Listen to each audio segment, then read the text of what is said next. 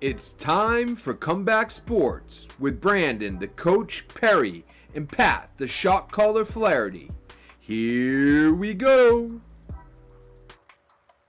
Happy almost Thanksgiving, everybody. Welcome to another edition of Comeback Sports, a weekly sports topic show where we give you 10 topics and we talk about all these different sports topics that are happening here in the United States, across the globe. A lot of great stuff going on in F1, in baseball that probably touches some other continents. So we'll definitely be hitting that today, folks. As always, I am Pat, the shot caller Flaherty, and I am joined by my partner and co-host Brandon, the Coach Perry. Brandon, how are you doing, my friend? I'm doing good, Pat. I hope you are too. And I'm looking forward to a ton of, high school football tomorrow, along with college football. For us here in New England, to me, this is like a huge tradition with the high school football on Thanksgiving, a tradition unlike any other. I love saying that, kind of like the Masters, but I love saying that about a lot of things. Yeah, the New England Masters is New England Thanksgiving Day high school football. You're absolutely right. Just as important as the Masters.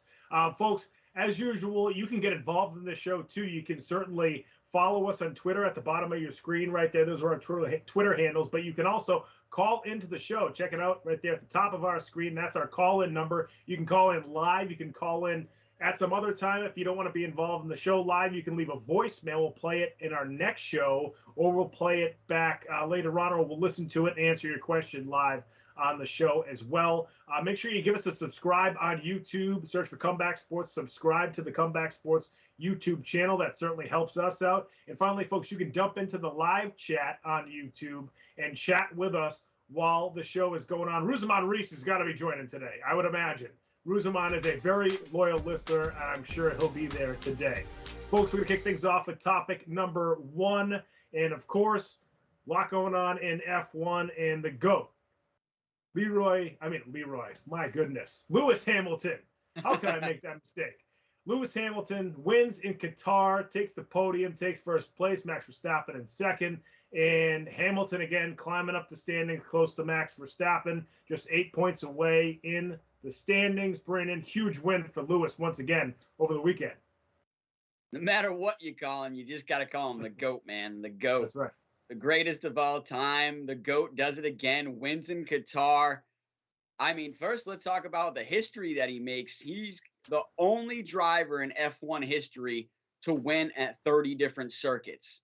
That tells you something. The only driver in F1 history. So once again, Lewis Hamilton making history, being the only driver to do something. He just keeps doing it. He's like the Shohei Ohtani of F1. You know what I mean? Just keeps making history every time he gets on the track. Now 102 wins.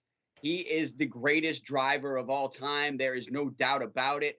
I just want to make a quick reference to Alan Prost, who made reference to Fernando Alonso being the greatest driver on the grid. That is absolutely false, wrong, and it's such a piece of crap thing to say when he knows that Lewis Hamilton is a 7-time world champion and is close to getting 8 right now. And I just like to say Alan Prost routinely got his ass whipped by Senna, routinely, in my opinion. So let's just bring that up. But I'm telling you, Lewis Hamilton, the greatest driver of all time, proving it yet again on a brand new track there in Qatar, a track that, wasn't built for any car at this point. And we've routinely said that the Red Bull is the best car on the grid this year and has been proven to. And, laps led with Max Verstappen leading the most laps led this year.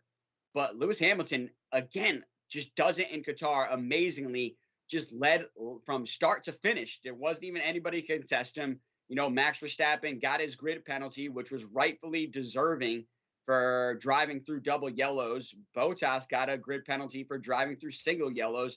And somehow Carlos Sainz escaped being penalized driving through single yellows. He must have had a really good explanation when he went to the stewards. But I'm telling you, Lewis Hamilton, it didn't even matter if Max Verstappen had started second. Lewis Hamilton was still going to drive away from him, still go on to win his 102nd win. And like you said, really pinches the championship a lot closer now. Only 8 points away with 2 Grand Prix left in the year. It is getting really spicy, really exciting. And speaking of spicy, Toto Wolff said they will have their spicy engine from Brazil back in the car, which is a brand new engine with extreme horsepower turned up to the max settings. Okay, so it's going to be great at the next couple of Grand Prix. He didn't even use his best engine at Qatar and still went on to destroy the field and win in Qatar. So, like I said, greatest driver of all time, hands down, Lewis Hamilton winning again. Yeah, some people who would want to argue against, the greatness of 30 wins at 30 different locations. But remember, like you just mentioned, there's never been a race at Qatar at this track. So it's so unpredictable. So the fact that Hamilton can get to so many and succeed at so many, I think is a huge testament to him. And, earlier in the season, we were saying, Mercedes was a little slow out of the gate. And we were like, are they going to be, full throttle, so to speak, on this season with the rule changes coming next year?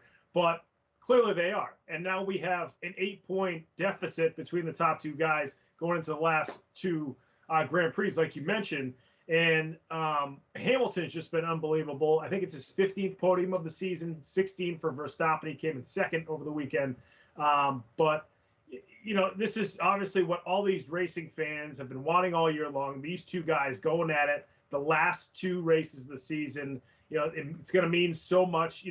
This is exciting. This is why, like, golf does the FedEx Cup, right? Where you have golfers, in a points race towards the end of the year. This is what makes F1 so exciting is situations like this. When you have Hamilton and Verstappen, the sort of, I don't think of Lewis Hamilton as an old guy, but he is the old guard. He's been at the top of the mountain for so long versus the young gun, the 23-year-old Max Verstappen. And this is different contrasting styles make great stories, and that's what's going on here. All F1 fans are pumped for this. This is why we've been preaching about this sport all year long, and why it's been so good. And Mercedes, you're never gonna put them away. They're almost like the Patriots in the NFL, where people kept saying at some point Brady's gonna fall off a cliff, or at some point Belichick's gonna be too old, and they kept on coming back. That's what Hamilton's doing. Red Bull, Verstappen, they want to be the next young hot racer, but you got to hold off Lewis Hamilton first. And I love that it's Hamilton in second, because it's like he's climbing. Now he has to chase. He has to go after podiums and first place wins to earn more points to climb up the standings to number one. I love that he's in second. If he was in first, you wonder if the strategy would be a little different. But being in second, I love that he has to go after things. And that's why this has been so fun, Brandon. I agree. It just brings so much more excitement that you have the best driver on the grid being second and being the chaser right now. And he even was asked after the Qatar Grand Prix that, you had made the comment when they were speaking to Lewis, you had made the comment that you like to be the hunter. And Lewis said, yes, yep. I love being in that situation. And I'm loving this, Grand Prix championship fight that we have every weekend with Red Bull and with Max Verstappen. So this is definitely an exciting moment for F1. And if you're a fan, and we've said, like, this is the tightest championship probably over the last decade, and is going to go down to the very last Grand Prix. I can feel it. I can really feel it. Especially we're going to a brand new track again. And we just talked about how Lewis Hamilton's won at 30 different tracks. Well, we're going to a brand new track again in Saudi Arabia at the Jeddah track, the Jeddah Street Circuit, where I'm expecting Lewis Hamilton to win again. And if he can get the fastest lap with that spicy engine that Toto Wolff was talking about, then it really sets it up. And if Max Verstappen comes in second, they will be all even going into the very last race. And it will be then whoever finishes ahead. And, maybe the fastest lap point might come into play, but I don't think so at that point. It will be whoever finishes ahead at that point will win the championship in the very last Grand Prix. A track that I'm telling you, Lewis Hamilton loves at Abu Dhabi as well. So I'm telling you, the greatest of all time, he is on the hunt right now. And Max Verstappen has all the pressure put on him at this point. And we've seen the momentum swing several times in this season. And once again, it has swung back into the favor of Lewis Hamilton and Mercedes. Just quickly, George Russell, we all know he's signed to drive for Mercedes going forward. But in his interview this week, he said, I would never count against Lewis Hamilton or Mercedes. I would never bet against them. So he's telling that he's really, putting his money where his mouth speaks right now in Mercedes and Lewis Hamilton to win the championship. But just quickly, just a nice little piece of information for all those Max fans out there, where they talked about him supposed to be the young greatest young champion, maybe the youngest F1 champion ever. Well, he just turned 24 this year, and he still hasn't won a championship. Sebastian Vettel won a championship at age 23. Lewis Hamilton won a championship at age 23. So that thing's done now. I wouldn't be calling him the greatest young champion ever at this point when he hasn't even won a championship. And I'm telling you, it's going to come down to the end right here. So we'll see. We'll save some more jabs for Max later. But let's move on to topic number 2. And Alonso all go. We're talking about Fernando Alonso making the podium in Qatar. His first time on the podium, and I believe over a decade. So he hasn't been up there in a long time. I believe the last time he was up there was when he was with Ferrari. That is a long time ago, especially in F1 years. So, man, is it good to see Fernando Alonso back on the podium, the 2-time world champion, making his way back up to the Champagne. No question. I mean, you mentioned I think it was 2007 the last time that he had won a podium, maybe.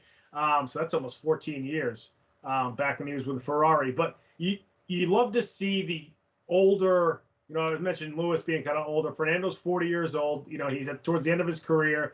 And you see professional athletes kind of, they hang around maybe a little too long, and, they're not really competing at the highest level. So you just kind of wondering, like, should they just retire? And what are they doing out there? They just collecting a check. Not Fernando Alonso, despite not being, in contention, for the standings at the end of the year, despite not, his team not being at the top of the standings either. He's still going for podiums, which is great. At 40 years old, the guy's been around the block, for 2 decades, but he's still going for podiums. He's still going for broke there in some of these races. And you got to love that as a guy who's, towards the end of his career. I mean, in this past race, Qatar, they really had to push the tires on his car. And I think it was 4 other drivers actually suffered punctured tires during the race. But Alonso's team, they said, let's just push it. Let's not cruise here. Let's go for this. Let's go for the podium. Alonso wanted to get back up there after not being on the podium for so long. And just to see Alonso and his team push for at least a 3rd place finish, in my view, is awesome, despite, how late of the stage in his career he is right now. Yeah, you're right. I mean, he is one of the oldest drivers on the grid, along with Sebastian Vettel and Lewis Hamilton, and obviously Kimi Räikkönen, who's choosing to retire at the end of the year. I'm telling you, if Kimi Räikkönen wanted to continue, he could continue as well. They've still got all the talent left, these older guys. And it proves that, age doesn't matter when it comes to talent in Formula One. So you don't have to have the young gun, per se, driving your car. You can have the old goat still getting it done. And I think Fernando Alonso is just proving that again. I'll tell you what, he had a great weekend there and a great qualifying. He routinely kept coming on the radio saying, I love it here, man. I love the car. I could drive here all night long, put enough fuel in, and I could just keep going. He kept saying that. And in qualifying, had himself an amazing qualifying, put himself up there. And then once the grid penalties of Bottas and Verstappen kicked in, he found himself on the 2nd row, P3, starting the race. And it was amazing. I'll tell you what, going into that, I was a little scared because Lewis Hamilton was on mediums. I believe Pierre Gasly, who was starting 2nd, I believe was on mediums as well. Fernando Alonso was starting 3rd on the soft tire. And I was thinking, oh, man, if he gets a launch, he will definitely send it down the inside of turn 1 and not care what happens because he has a lot less to lose. He even said that in his pre-race interview. He was like, I plan on being first after the turn 1. And so luckily, Lewis Hamilton pulled off to the right, gave slipstream to Pierre Gasly instead of Fernando. So Fernando found himself a little hung out there. But after a couple of great moves, he made himself up into P2 on lap 1 and was trying to chase down Hamilton on those soft tires. And then later on in the race, like you said, they called it right with the strategy. 4 or 5 other drivers picking up punctures. Nicholas Latifi, George Russell, Bottas, and I believe Lando Norris even said that he was going to pick up a puncture. That's why they pit him late as well. So they had to hold on to those tires, but it was risk reward like it always is in motorsport. They knew if they could hang out there and make it last, they would get on the podium. Or if they got the puncture, then oh well, maybe they'd still finish in the top 10. But that podium was within the grasp, and it was definitely worth going for Fernando Alonso and Alpine, and they sent it and they got it done, man. I'll tell you what, this is I still believe his second best drive of the year. I've got to go back to Hungary, man. I got to go back to Hungary with his battle with Lewis Hamilton for that 6 or 7 laps, holding off Lewis Hamilton, which in the end held off Lewis Hamilton from going and chasing down his teammate, Esteban Ocon, who went on to win the Hungarian Grand Prix. I've still got to put that up there as Fernando Alonso's best drive of the year, but this is a close second after that. Yeah, one thing towards the end, too, is holding off Sergio Perez. That's why they had to stay on those tires and not pit there late down the stretch. So Alonso, again, going pedal to the metal, so to speak, in that race in Qatar. And that's going to do it, folks, for topic number 2.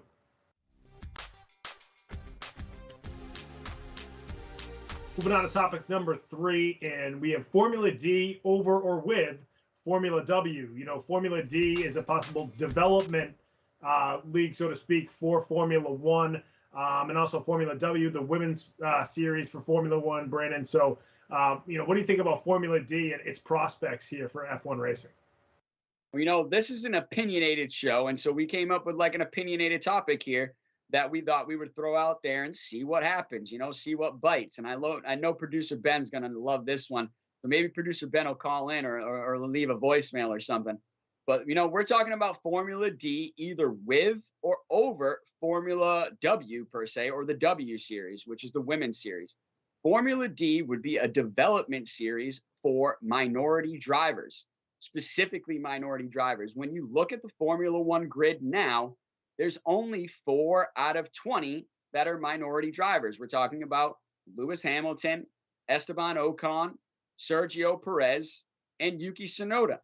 So that's only 4 out of 20 drivers that we currently have on the grid. And coming up in Formula One, where we talked about there might be the possibility of other teams entering Formula One, there might be more seats available. So there, it might be 24, it might be 26. So how many of those will be filled with minority drivers? I know Mercedes has the Accelerate 25 program, where they're trying to accelerate all their staff in their factory and their engineers, everybody within their race team, to basically have a more diverse workplace for everybody in the world. So I think Mercedes is the one that's leading the pack right now, but this would be a series where the FIA would step up and, show that they could expand and put diversity first and get more diversity on the grid. This would be the best way to do it. And Lewis Hamilton, Esteban Ocon have both talked about how, even Sergio Perez, how they came up from small means, had to fight their way to get onto the grid. And luckily for them, talent prevailed over money. But routinely right now, money has been prevailing over talent. Nikita Mazepin getting on the grid with his money. Guangzhou, I've got to say it, honestly, Guangzhou getting that Alfa Romeo seat is about money right now. So money is starting to prevail in F1, and it doesn't look good, especially for fans that have come from the past. Maybe some of these new fans haven't seen it, don't understand it yet, but the fans that have been lifelong fans are not liking it and not liking what they're seeing happening. The W Series, I think, is a great thing, but I think it's just a small piece that the FIA tapped into, where they're trying to get some women into the series. And I just think it's even smaller than the minority piece. And I think they need to push that first. That's why I'm saying that they need to have the Formula D, the development series, alongside with the W series. Okay. And my real question is to you is how many, little girls pop up and say, I want to be a Formula One driver? It's probably less than 1%. So the W series, even though it's great, it only fills a small gap. How many minority, boys say, I want to be a Formula One driver? It's got to be at least 25%, if not more. So I'm just saying it would fill a much bigger gap. And in this world, this current climate that we're in right now, it would send a much bigger message. Yeah, I don't think they would necessarily cancel the Formula W series. I'm sure the Formula One's, got a lot behind that. They're very proud of that. I think just adding Formula D makes total sense. And then if you look at it too, not just the limited amount of teams, even though, like you mentioned, there could be a couple more cars on the grid in the coming years, but look at the drivers. Look at how old the drivers are. I mean, you have drivers out there. We just talked about Fernando Alonso and Lewis Hamilton both being on the podium in this last race. So you got guys, pushing 40 that are driving an F1 for 20 years. So some of these younger drivers just don't have a lot of time behind a wheel, at this level, So a development league would make a development series rather would make so much sense to just get those drivers as much experience on the track behind the car as much as possible. And then, when these drivers we even saw it with like Pierre Gasly, right? Where he came on with Red Bull and just kind of wasn't ready. I mean, he's clearly talented. He's proven that he's ready now and that he's talented.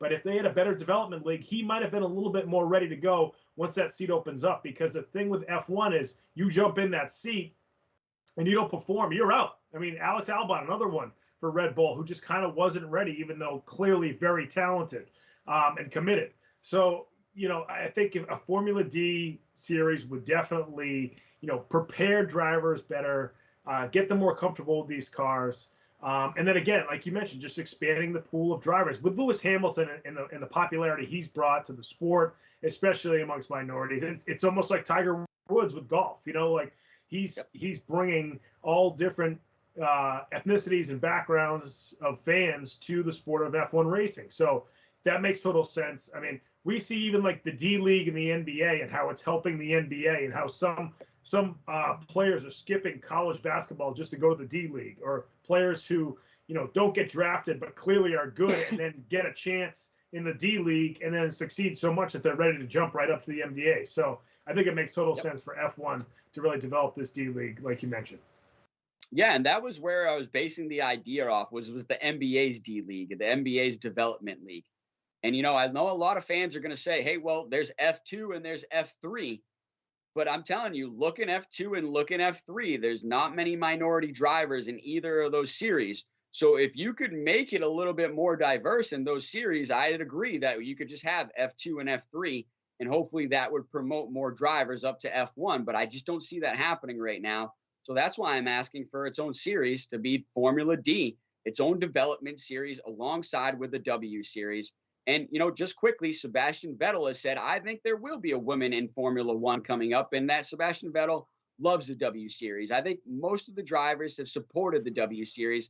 I think they would also support Formula D, Formula development, and seeing more diversity on the grid, especially in the garage.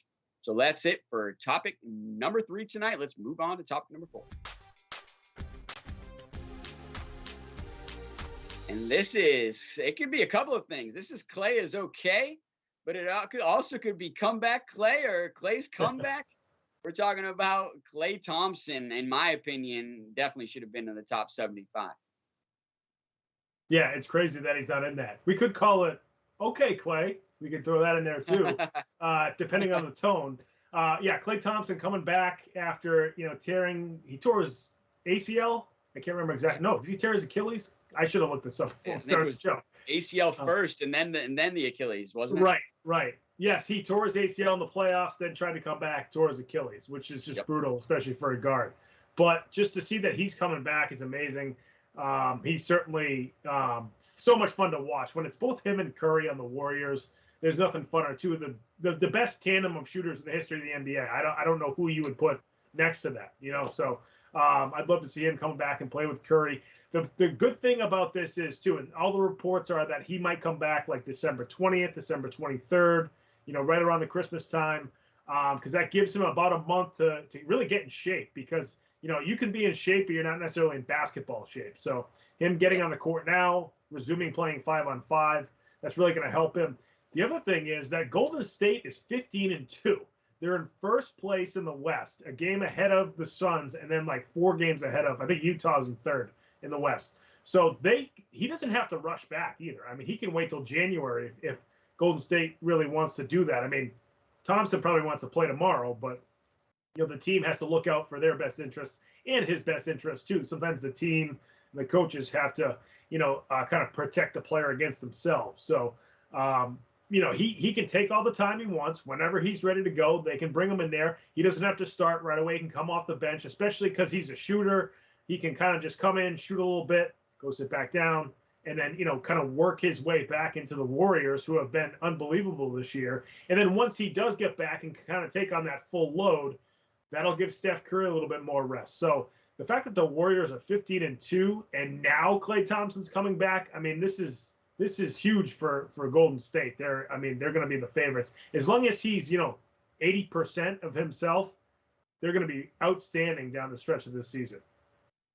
I agree, and I get it where you're saying he's coming off 2 major injuries, so we've got to, be hesitant in what we expect from this guy. Those are 2 big injuries that you could arguably say would end maybe other people's career.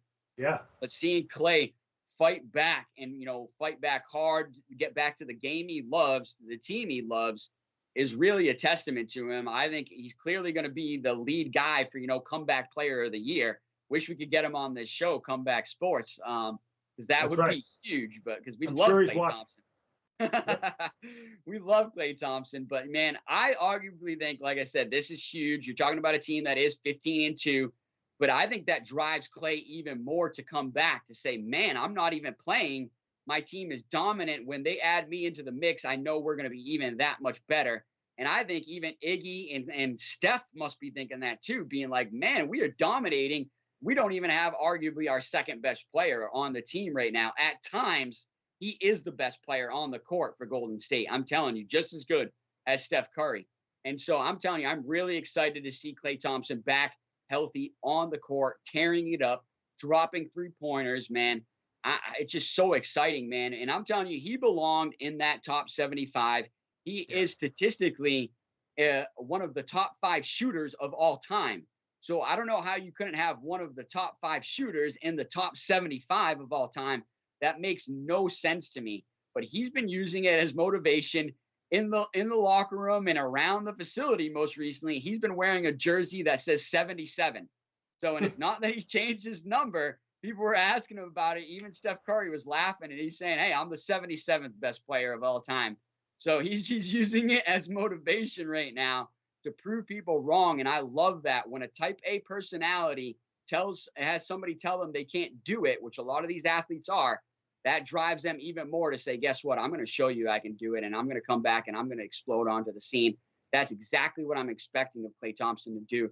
And just quickly, this guy, I think, has maybe the best commute to work. If you look about it, he instead of crossing the Bay Bridge and sitting in all that traffic, he has a boat that he uses, and he crosses the bay that way. And he also talks about how he likes to take a quick swim as well, and he loves living in the Bay Area. So, I mean, Klay Thompson is just an amazing guy on and off the court, and I'm really looking forward to seeing him back on the court. Yeah, maybe all that swimming really helped his Achilles. I mean, who knows? The fresh water, or as fresh as it can be over there, I guess. Absolutely, though. The top 75, just real quick, is so hard to do because they did the NBA at 50 back in 1996, and I didn't think they were going to move any of the 50 players out of that. So then you can only add 25 guys from 96 on. I mean, that's so many guys, so that it's so tough to capture 25 guys in 25 years. Think about a guy like Paul Pierce, who's probably close to the Klay Thompson kind of level as far as, Pierce was the top guy on the team, though, and Klay's never really been that. Also, Klay's been out of sight, out of mind because he didn't play last year and he hasn't been playing this year. So, I think that makes it a difference, too, as well, even though he deserves to be in that top 75. Hey, take Charles Barkley out. Take Charles Barkley out with his 0 championships. Oh, Barkley was so good. Barkley was so good, man. Yeah, he was. I know. Folks, it's going to do it for topic number 4. Moving on to topic number 5. We've been talking about this for weeks. Shohei Ohtani finally captures and is awarded the American League MVP here for 2021. We've been talking about Shohei we talked about him all summer. Definitely just the way, first of all, he was slugging the ball everywhere. And then on top of that, he was an outstanding pitcher, ERA close to 3. Shohei winning the MVP. Brandon, this is no surprise. No surprise, man. We said lock it in like halfway through the season. I'm glad the voters agreed with us. This was clearly the best player in the AL, the best player in baseball. I think he deserved both trophies. Give him both of them from both leagues, the AL and the NL, because he is clearly the best player in baseball, unstoppable, on the mound, in the batter's box, stealing bases, can play the outfield. This guy can do it all. The young Japanese superstar, Shohei Showtime Ohtani is, man, I love this guy. What an amazing athlete. I don't think that's said enough about him as well, with the stature that he carries right now. And then he's also carrying that allure with him now where, pitchers are afraid of him. You know what I mean? We were talking about other sports, like a Michael Jordan, a Tiger Woods, where, your competitors are just afraid of you at that point and you just dominate even more. I think Shohei Ohtani is starting to put himself in that category. And it's fun to watch, especially for baseball, bringing the eyes back to baseball, bringing the money back to baseball, I'm sure, bringing the international flavor back to the forefront of, probably arguably one of the most international sports on the market, right? So I just think this is great for baseball, obviously great for Shohei that he won the award, but no surprise here from this coach that Shohei Ohtani is the man in the AL. Yeah, I mentioned, before the postseason that, there's a chance that Vlad Guerrero Jr. could possibly win the MVP if he was able to carry the Blue Jays into the postseason. And still, it was going to be kind of a toss-up. As soon as the Blue Jays didn't make the playoffs, you knew Shohei was going to win the MVP. Even though Vlad Jr. had an awesome season, his teammate, Marcus Semien, also, actually it went Shohei, Vlad Jr., Marcus Semien. So you had two Blue Jays right behind Shohei. But Shohei was clearly, just the fact that we've never seen what he did this year. We've never really seen this before, at least in modern baseball. We have to go back to Babe Ruth to really understand a pitcher that good who also, hits 46 home runs and has OPS of well over 950. So, I think everybody now is hoping that you get to see Shohei and Mike Trout, one of the few other unanimous MVPs from the LA Angels in the past, get to be back-to-back in their lineup. That's going to be huge because, like you mentioned, what kind of treatment is Shohei now going to get from pitchers? Because, like you said, they might be scared of him now. He might get that Barry Bonds treatment where he's getting walk after walk after walk after walk, and just getting intentionally walked throughout the game or through a large stretch there. So you got to have a guy like Trout next to him. Then you have two MVPs, dominant players. Their lineup's going to be disgusting if they have those two guys healthy for a full season. We haven't really seen it yet with both guys being healthy and at the top of their game. So I'd love to see that as soon as next year, which Mike Trout comes back healthy. And then, of course, Shohei on the mound still, he was 9-3 through 23 starts. He had, I think it was a 3.1 ERA. The guy strikes batters out, too. I think his K to walk ratio was well over 3.5, almost 4. So, this guy is going to be a star for a long time. Unanimous MVP. All 30 voters voted for him in first place. The only other Angels to do that were Mike Trout, Vlad Guerrero, not Vlad Guerrero Jr., but Vlad Guerrero, and Don Baylor. So, great for the Angels. Now we'll see if this helps the Angels, next year as they try to get into the postseason, because that has not been their strong suit over the last few years. But yeah, we've been talking about it all year. Shohei is the MVP of the AL. You're right. They've got to continue to put a batter around him to protect him in the lineup so they can't walk him. But if they do, you might see a record broken for walks because this guy's that dangerous at that point. If they're starting to become that afraid that they're not going to pitch to him, I could see him approaching that record as well. But yeah, man, Shohei is clearly the best player in baseball and rightfully so won this. And there was nobody even close in my opinion. So good for Shohei. Let's move on to topic number 6. We're talking about the AFC teams all over the place. You got a Super Bowl contender one week, and then they're losing to the Texans the next. Yeah, the AFC standings have been just a carousel, a jumbled mess. For a long time, we thought the Ravens were the best team in the AFC. We came into the season thinking Kansas City was going to be. Then everybody thought Kansas City was done. If you watch Kansas City the last couple of weeks, they're not going anywhere. I mean, they're 7 I think they're 6. No, they're 7-4, just like the Pats are. I mean, this is going to come down to the wire, the AFC. You have the top 10 teams in the AFC are above 500 right now with 6 games left. So you have teams that are, going to probably go on winning streaks. You're going to have teams that are going to go on losing streaks. towards the end of the season. This is going to come down to the bitter end. And, we all thought in the AFC East, even as Pats fans, I was like, the Bills are probably going to win the division. They're super talented. They won the AFC Championship last year. Now the Bills are like, they have 2 more games against the Pats. They haven't played each other yet this season. So if they win both those, they're back in the driver's seat. But the Bills have got to be worried right now after losing a couple of games this last month. And you see the Pats climbing the standings. And like I just said, Kansas City, who we thought, a lot of teams maybe thought was done, now they're once again near the top. So you have so many teams that are still in this fight. And Tennessee, they're 8-3. They've really played well this season, but they've had some bad losses. Now you don't have Derrick Henry. They shut down Julio Jones for a couple of weeks. That hasn't really worked out. They're banged up. One of their other receivers, I can't remember his name, he's banged up. And then A.J. Brown is, I think, still going to play this week, but he's not 100%. Harold Landry, their D-end out of Boston College a couple of years ago, he's been great this year, but he was hurt last week.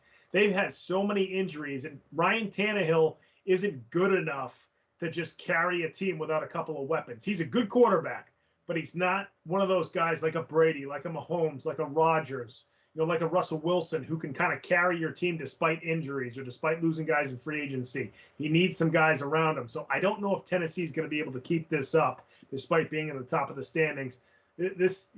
We could have 3 or 4 different teams down the stretch getting to that top spot and then jumping back down because of the parity amongst the AFC.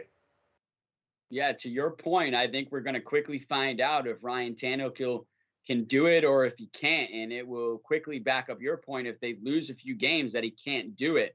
Like you said, missing some weapons, not having that dominant run game, can he still get this team winning going forward? I'll tell you what, there's a big game just this weekend coming up with 2 of those top 5 teams. That's the New England Patriots and the Tennessee Titans facing off against each other. So we're going to really see who comes out on top of that.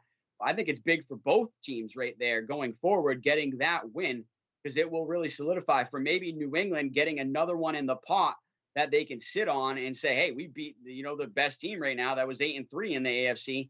And then, for like we said, if Tannehill can get a good team where arguably the Patriots are probably the hottest team right now in the AFC, which I love saying that. I don't think many of us expected that at this point in the season, but they are the hottest team in the AFC quickly, though coming up behind them is the Kansas City Chiefs, who have now started to find a rhythm. Patrick Mahomes is starting to get it going again with all those weapons that he has. Him and Travis Kelce had an amazing game together just this past thing. I think Kelce had like 8 catches for like 140 yards or something like that. When those two can really get it going, that's when that offense is so dangerous, because now they're looking for Kelce underneath. And then that's when they go over the top to Tyreek Hill, or maybe they get McCole Hardman on a jet sweep or something like that.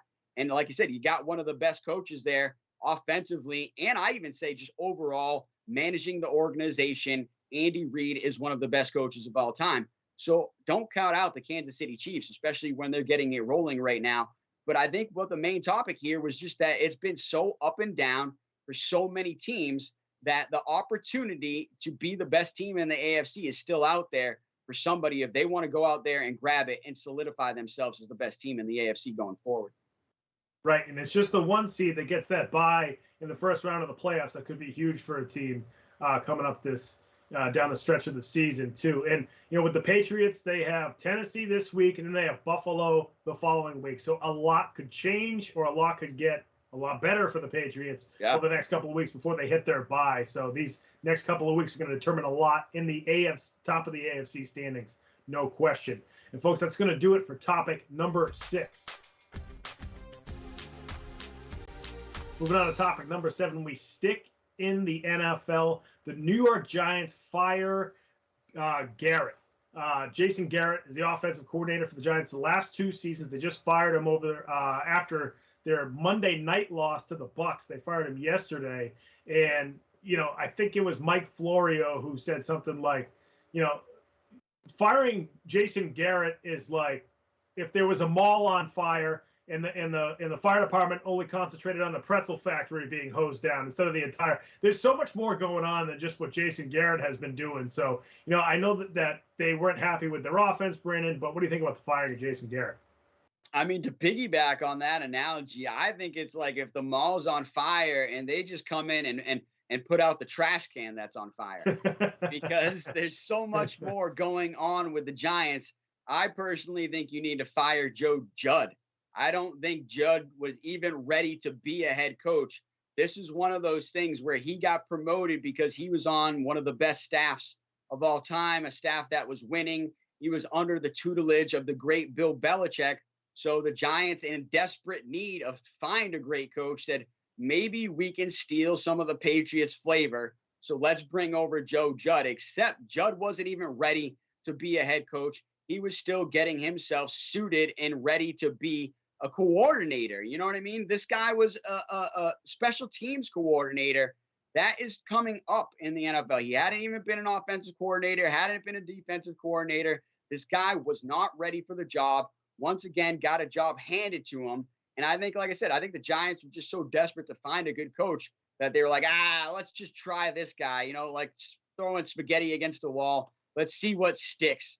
And maybe this will stick, stealing some of the Patriots flavor. They're not the first team to do it, obviously, with having, you know, organizations trying to steal the top coaches off of some of the best staffs, obviously, right? Sean McVay's been having his coaches being poached recently. Yep. Bill Belichick has been having his coaches poached over the last 20 years, right? Right. You got the Miami Dolphins coaches, former Bill Belichick, right? At tutelage. You got Joe Judd, Reid. Yep. Andy Reid, former Bill Belichick. You got Joe Judd, former Bill Belichick. Josh McDaniels, when he went to Denver, former Bill Belichick, right? Now he's supposed to be waiting in the wings to take over the Patriots. I think he's got to start looking at that, because I don't think Bill Belichick wants to go anywhere anytime soon. So it's like, do you want to be an offensive coordinator for the next 20 years? I think he's ready to be a head coach again, in my opinion. Yeah. I think he's got to start looking outside the Patriots organization. I wouldn't pick the Giants, though. This organization's not built to win. I don't think they have a great front office. They haven't drafted well over the years. I mean, they've got Saquon Barkley, but he's obviously been injury prone. I hate to say it. Their offensive line sucks. So it's just like one of those things. If I'm a coach right now, there's some other great options out there that I would look at to be a head coach. And the New York Giants is not one of them. But I still think firing Jason Garrett is like putting a Band-Aid on the situation, because you really need to fire the head coach here and then move on and fix your organization top down. But I'll tell you what, I don't mind Jason Garrett. I know the offense stunk.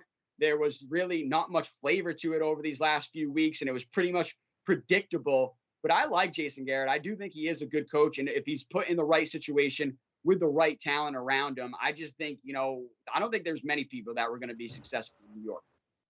Yeah, I think anytime you look at a team who's got a young quarterback and they're not doing well, the first thing the organization says is, are we developing this quarterback? So then they decide, do we either draft somebody who's not good enough, or are we not developing that young talent? And I think the Giants are thinking they're not developing Daniel Jones. Now, you know, some people think Daniel Jones is very talented. He's clearly very athletic. We've seen him take off with the football. He's got the arm strength, but he just he's in year 3, and you're still asking the question, is this the guy? And, you know, as Patriots fans, I think right now we're like, we don't know how great Mac Jones is going to be, but we got our guy. We kind of know, like, Mac Jones is going to be the starter for maybe a decade, you know, at least to the end of his rookie deal. Then we'll see what happens with contract negotiations. But, you know, Mac Jones looks like the guy. You still don't know if Daniel Jones is the guy. And that's a problem, because if he's not, you got to move off of him, even though he's got a big deal because he was a top 10 pick and he's got this big rookie contract. And you got to either, you know, you've used so many resources to develop him and build around him. And now if he's not the guy, you kind of got to start over. So if you bring in another offensive coordinator or even promote a guy, I heard Freddie Kitchens might be the next offensive coordinator for the Giants. So we'll see how that goes. This is great developing Baker Mayfield, but we'll see. And we'll see what he does with Daniel Jones. And see, he'll have a crack at it now. I think that's the biggest thing. If Jones was performing well, even if the Giants weren't winning, I think Garrett would still have a job. Now, that doesn't mean it's Garrett's fault, but that's how it goes. You know, a lot of these coaches are tied to these quarterbacks, and that's the biggest thing in the NFL. That's why Josh McDaniels is going to have his suitors in the offseason, because everybody's seeing how he's helped develop Mac Jones, you know, who doesn't people don't think has the same talent and athletic ability as a Daniel Jones. So, that's the biggest thing with Garrett and the Giants right now. Joe Judge, he was a special teams guy. Some people think that a special teams coach is best suited for a head coaching position because you're dealing with players on both sides of the ball. Your offensive and defensive players work together on special teams. There's special teams, units that are essentially on the offensive side. There's special teams units that are essentially on the defensive side. So you're kind of working with all the different kinds of players, and that's why they think that a head coach should maybe be a special teams guy. I mean, it's not a strict formula as to who's a good head coach, but Garrett is not the only problem. He might have been part of the problem, but he's not the only problem with the Giants. I just think Joe Judge sounds more like, from what I've heard of him, interacting with players in the locker room. I'm not sure. Did you hear those reports about him, like trying to fight people and fighting one of his assistant coaches and stuff like that? To me, that sounds more like a strength and conditioning coach in the NFL or a strength and conditioning coach in college, not a head coach. So I just don't think this guy's ready for the light, especially we're talking about one of the biggest markets in the world for sports, the New York, Giants, even the New York Jets. It's such a big market. You have to get the job done there. I just don't think Judd has been doing it. And yeah, let's talk about Daniel Jones. I don't think he even was a top 10 pick. Should not have been a top 10 pick. She was probably a second round pick. But we've talked about how the NFL is so quarterback needy and thirsty that they're like, hey, we got a top 10 pick. Maybe this is the guy. Let's go pick him before somebody else does. No. How about you evaluate real talent and see that this kid is a second round pick? They've got themselves dug in too much with him. They're going to have to move on from him and his big contract. Fire your coach, find a new QB, fix this organization. Let's move on to topic number 8. Here's another one. Dan Mullen getting moved out. Man, I called this one. One a couple of weeks ago, man. I said, Dan Mullen thinks he can just throw on a pair of Jordans, make a TikTok video, and he's going to get all the, best recruits in to come to Florida. Wrong. Found out Dan Mullen, and he's out of a job right now. The Florida Gators decide to move on from Dan Mullen. I believe it was the right decision. Exactly. We talked about this last week, how, the big 3 Florida schools aren't recruiting well. All the Florida kids are going to Alabama. We just mentioned Mac Jones, who's from Jacksonville. I mean, he should have been a Florida Gator. That shouldn't have been hard. He had 2 guys ahead of him at Alabama, but he still went there. I know he would have been, maybe competing with Kyle Trask. Jones is better than Kyle Trask, though. He probably would have won the job. But some college football insiders were saying, they were pretty good last year, but you had Kyle Pitts, who's this generational, tight end talent who we're seeing in the NFL now, who's been unreal. And Kyle Trask, who was a second-round quarterback. Kadarius Toney, who was a first-round pick in the NFL. You had all this talent. You should have been that good. And now this year, you just don't have that talent. And I don't think there's that much talent coming in the pipeline next year for Florida. So it's really all about recruiting with all these programs. And Florida and Mullen hasn't done it in Florida. And it's a tough place to be because of their success with Urban Meyer, a decade ago. And, they expect, because they're in Florida and that's where high school football lives and breathes, they expect to have a really good team.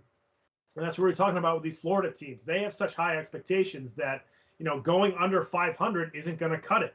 And when you see a constant decrease in wins every single season, this is what happens. And, Mullen just has not been doing a great job, even though this past offseason he got a 5-year contract extension, he got a raise, and now they're firing him. And it's like, these college teams, they have to kind of figure out what they want.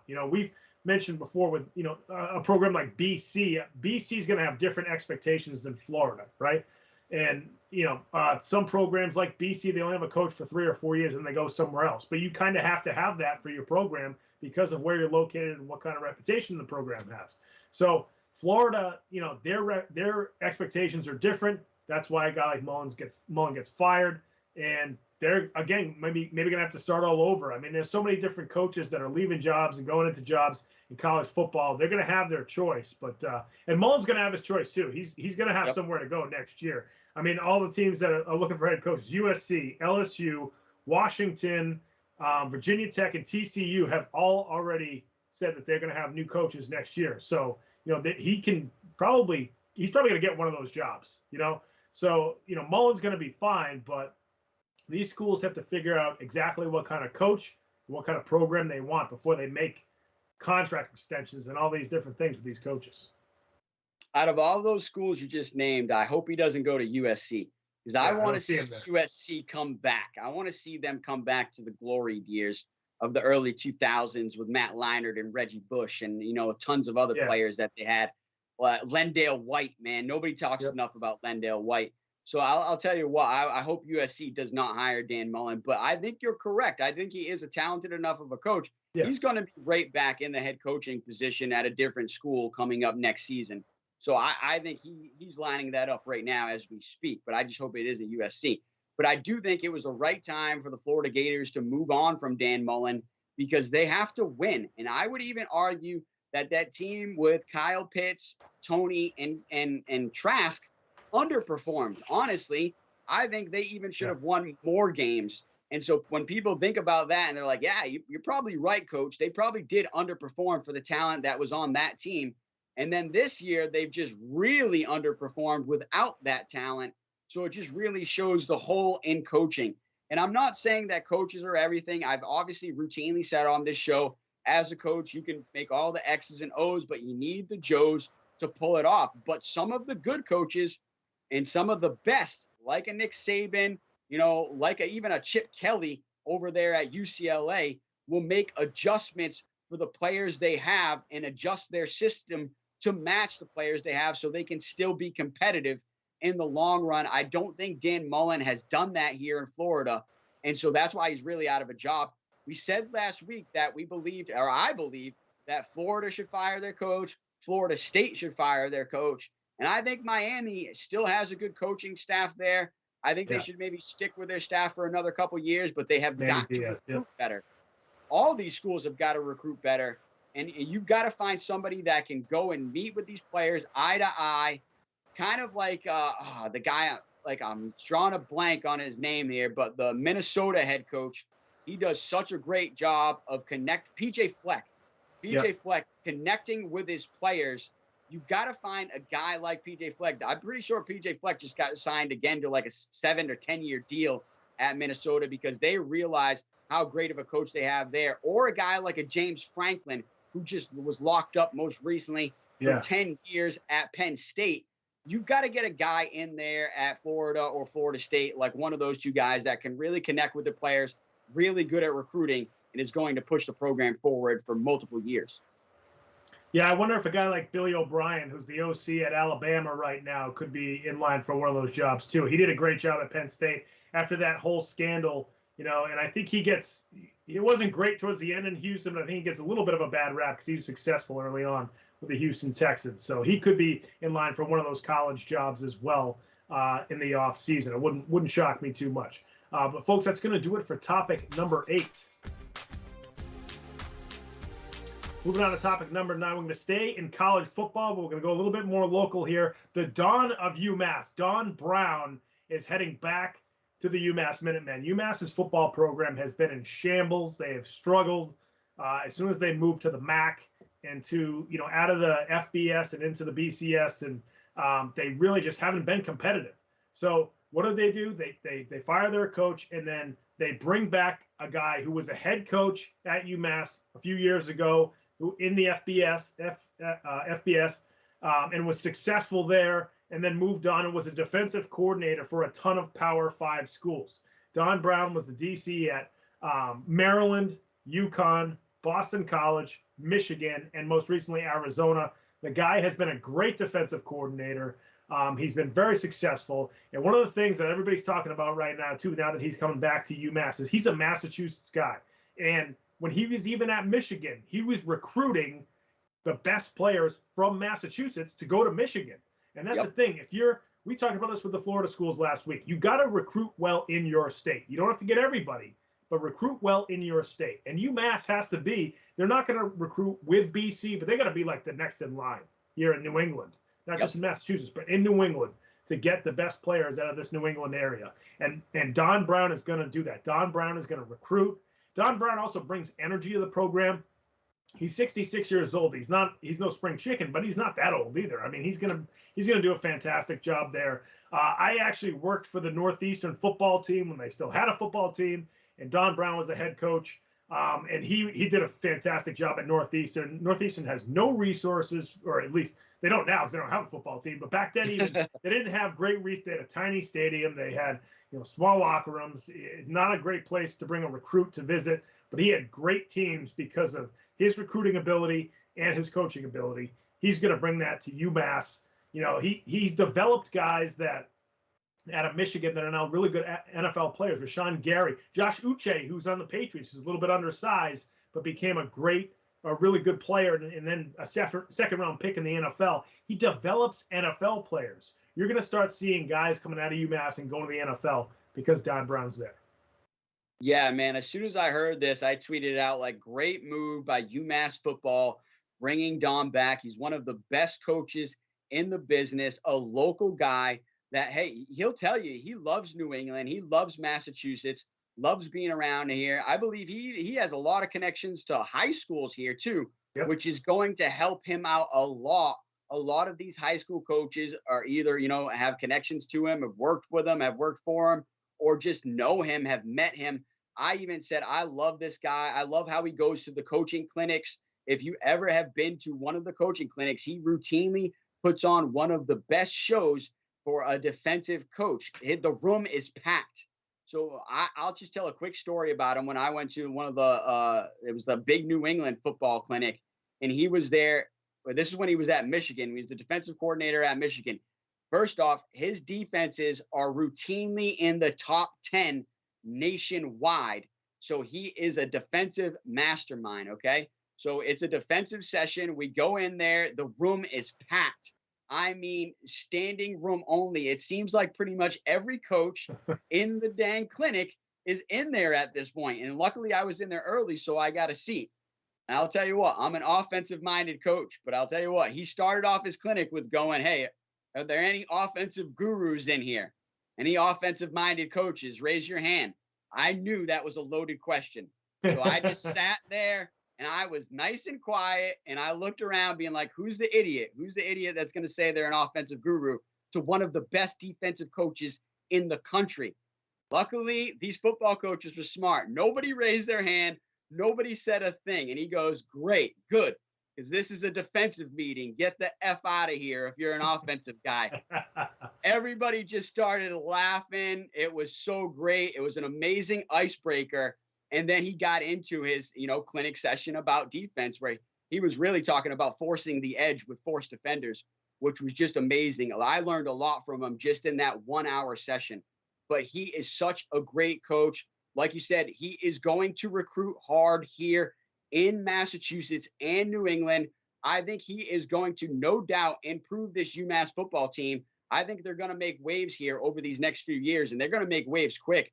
But I've said over these last 30 years, that routinely UMass and Boston College lack in recruiting, especially here locally, where they let the best players here in Massachusetts go to other schools like Michigan, Rutgers, Penn State, even some of them going down to Florida to play. And I get it, Massachusetts, it's cold up here, it's snowing, but you've got some of the best players that even choose to go to UNH over UMass or Boston College. So I think they've both got to step up their recruiting. I think this is a clear choice that when you bring in Don Brown, the Don of Massachusetts, the Don of New England, the Don of defense, that they are no doubt going to be getting some big recruits coming down the pipeline. I'm really looking forward to seeing what Don Brown can do with UMass football. Yeah, Maurice Hurst, who is one of the top players in the state a few years ago, big defensive tackle. He went to Michigan, I believe, because Don Brown's there, a kid out of Massachusetts. Joe Graziano, who went to Northwestern a few years ago, one of the top players in Massachusetts, didn't stay and go to BC or go to UMass because he wanted to play in the Big Ten. So the weather didn't matter. The climate didn't matter. It was that they didn't believe that, I think BC's doing a lot better. Jeff Hafley's doing a nice job, and I think he's going to keep doing that. You look at, he brought Jurkovich over here from the Pennsylvania area, and BC's going to keep getting better as long as Hafley's there because he's doing a great job. And now UMass has that kind of, they still haven't been taken seriously as a BCS team. But when you bring in a guy, Don Brown, who has a BCS pedigree, being from Michigan, just being at Arizona, going to Maryland, even being at BC, having one of the top defenses in the country when he was the DC defensive coordinator at Boston College. He brings a BCS football mentality to a place like UMass, who desperately needs that right now. They need to find their identity, and they need to, kind of stamp their approval of being in the BCS. People are still questioning if they should be at this level, So they have to kind of prove that this is the kind of guy that can do that. So I think Don Brown's great for UMass. Very well respected in New England, but across the country. So this is a no-brainer hire for the UMass Minutemen. I think you're right. A lot of people are even questioning if the right move for them to move to FCS. They might be a better off team competing and recruiting in a smaller division per se. So I don't know. With Don Brown, he is going to answer those questions over these next few years, and UMass will find out if they do belong at the biggest, series in college football, or maybe they should think about going back. But it's really one of those things where I think once you bump up, you don't really ever want to go back because the money and the facilities and all that. It's tough to go back. But as far as that, you'll be a bottom feeder. And it's like one of those things like bottom feeder or find your footing. And that's really where they're going to find out the question, especially with Don Brown now as the head coach. Let's move on to topic number 10. And the final topic of the night is Tiger making progress.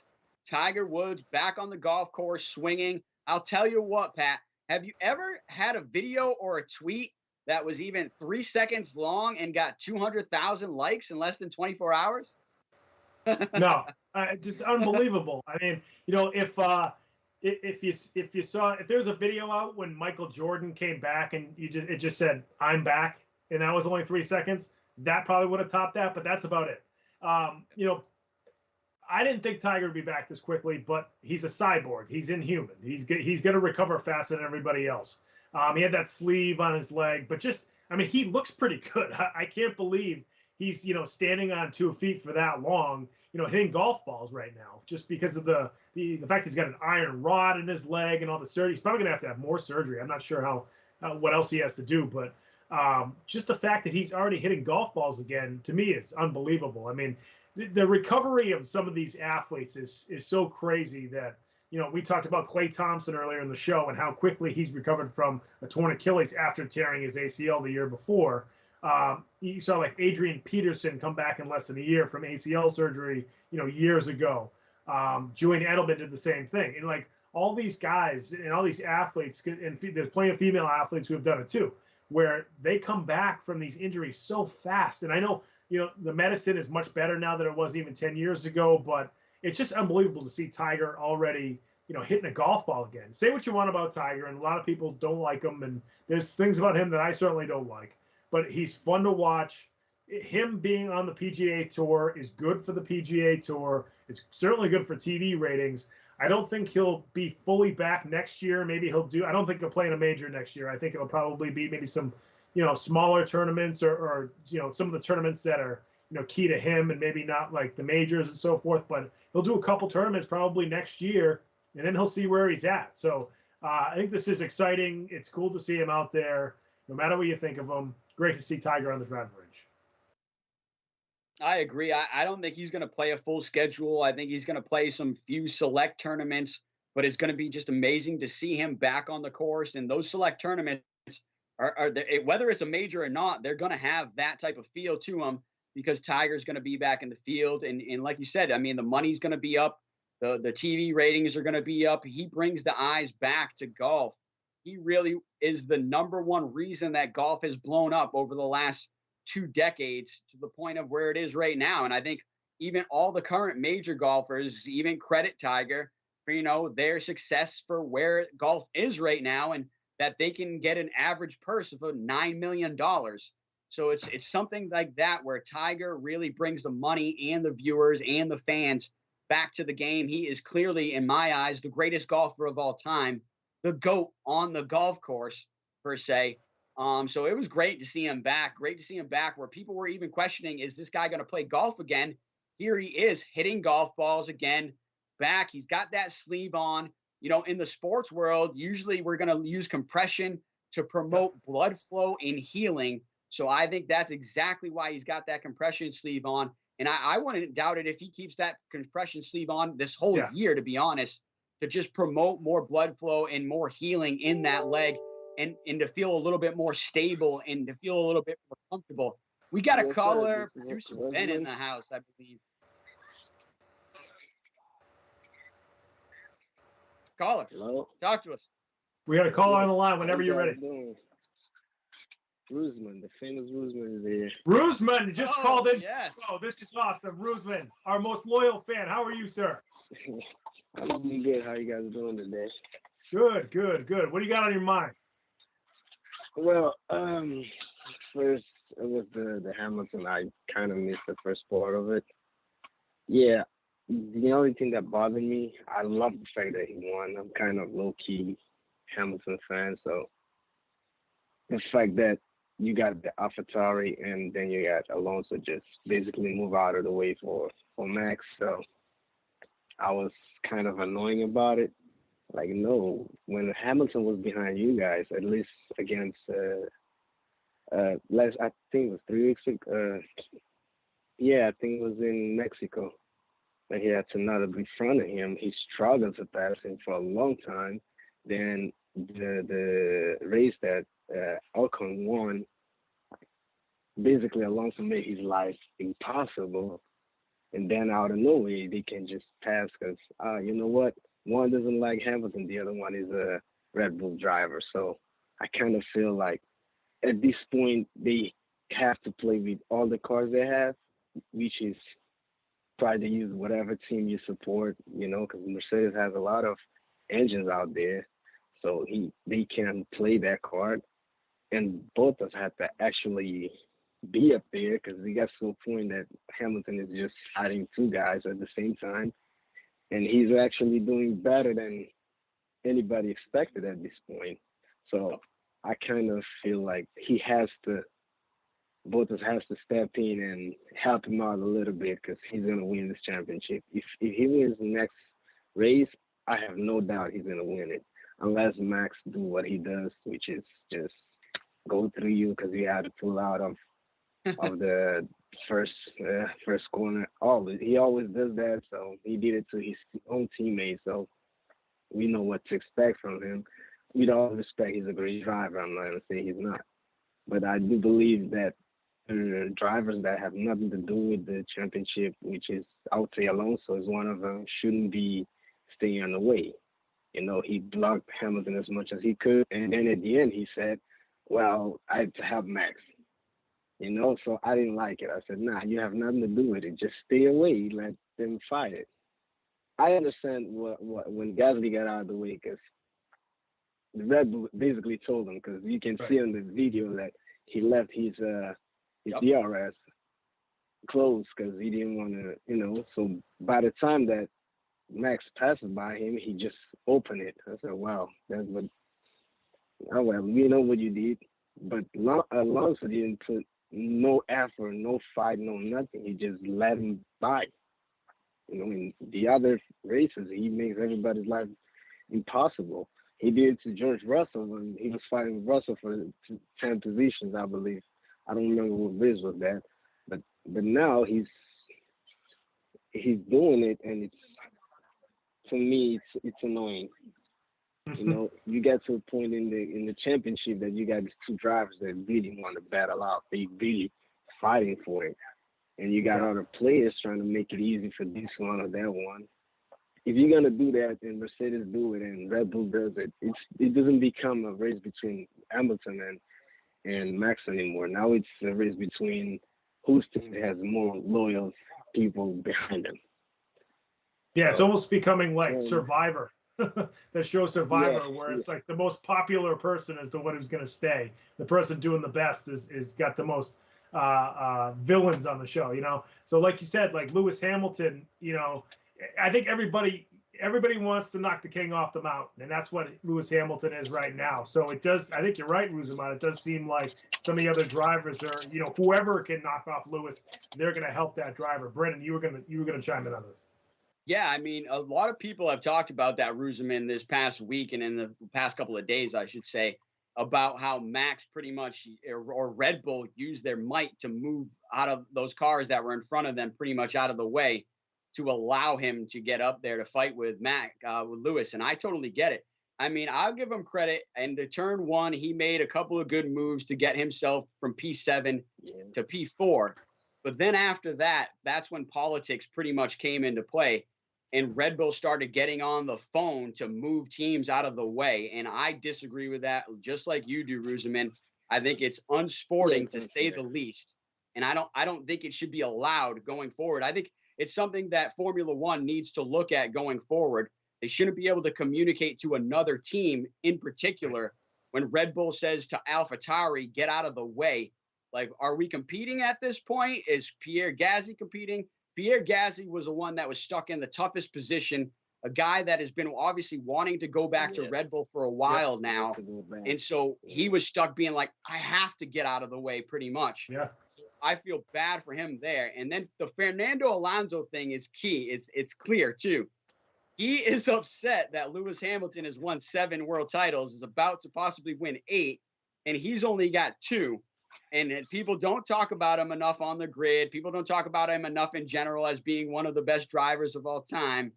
I think it comes down to a lot of jealousy. So he will do anything he can to help Max try to attack Lewis. And that's exactly what you saw him do. And just quickly, that's why we heard Alain Prost come out with that comment that, I believe Fernando is the best driver on the grid. That's bullshit. We all know it. It is. I mean, everybody supports one person, so I feel bad because Lando was 4th and ended up 10. So I was like, man, I thought we had this one. I'm a huge Lando and George Russell fan, so I love Lewis. I've been watching, I would say, since 2010, I believe. I've been watching F1. So around the time he came in, I think it was 2010. No, I think he came in 2000. I'm not sure what year he came in. But 7, I believe. When he came in, he was he was McLaren's driver. Yes, because Schumacher was still, Barrichello was Schumacher's teammate when I started watching Formula One. So he always had this voice of being better than everybody because of his background. He had nothing. He had to fight for everything. And certain people, I think they didn't like that. And you're not supposed to make it when you don't have money in Formula One. So he just proved everybody wrong. So I love the drive in him to always prove everybody wrong. We'd love to hear your comments and topics on. We did Formula D, which we talked about, was topic number 3. Yes. Where we said there should be more of a development series for minorities and people with less money instead of having money just win out. Right. Yes, I heard that one. I had an opinion on it. The other thing that I had was, if they start with the development Formula D, like you said, I think they should mix it up, because at one point that you got a lot of other people, you got females that want to be part of it, and for some reason they haven't been able to get into the sport. So I would like to see more of a mix of a man and female in the same sport and battle it out, and whichever is better gets the win. So when you were saying it, I said, yeah, I like that idea. I haven't thought about it. But yeah, that's actually very good, because you always, F1 and F3 is just like, F2 and F3 is just like you said, just a bunch of money that people just put in there and let you. But if you start with the FD, like you said, I would say a Formula D, I would say it would be very good if you have 2 different genres on it, because you can have females and males racing at the same time, and you can open doors for other people that haven't had the opportunity yet. I know Mercedes is actually one of the biggest when it comes to diversity in the sport, and mostly because of Lewis, because he did everything. Mercedes, I would say, because of Lewis, so they kind of support him anyway, shape or form. So I would like for other teams to join the join the Mercedes on that point and actually start with it and have females, males, people that had nothing, just given opportunity. They might be the best ever, like Lewis is, and you never know because they don't have the money to put up front because you got to big sponsors and all this and that. So it's kind of, it's fair. It's actually a good idea. FIA should think about it and actually, because they want money at the end of the day. Their point is the money, and our point is the sport. But I would like to see more of the sport than the money. So if they bring other people that can be good at it, we never know because they don't do it because they don't have the money to put up front. It's millions of dollars. You got to be sponsors in order for you to be part of it. You know, not everybody that struggles made it all the way up to the top. Actually, I think Lewis is the only one that did it. And Esteban Ocon. Ocon. Yeah. Ocon, yes, but Ocon hasn't been up there since he made it to the Formula One. You know, he got dropped by Red Bull, then picked up again. Not like Lewis. Lewis haven't been dropped by nobody. True. He actually left to go somewhere else. So. Yeah, I think Ruzaman, I think that makes total sense, man. We really appreciate that too, and we talked about that a lot earlier in the show. So, Ruzaman, thank you so much for calling in, man. No problem, buddy. We really appreciate your loyalty too and chiming in every week in the live chat. Now calling in. Call back anytime you want, man. We really appreciate it. Yes, no problem, man. I like the show. I'll be here next week again, and you guys have a happy Thanksgiving. You too, man. You too. Have a happy Thanksgiving, man. All right, bye. All right, have a good night, man. Just one more thing before we wrap up, folks. Great to hear from Ruzaman. We also had Jabbar760 chime in and say, we were talking about you were talking about, Brennan, USC coming back to prime time, being one of the top teams in college football again.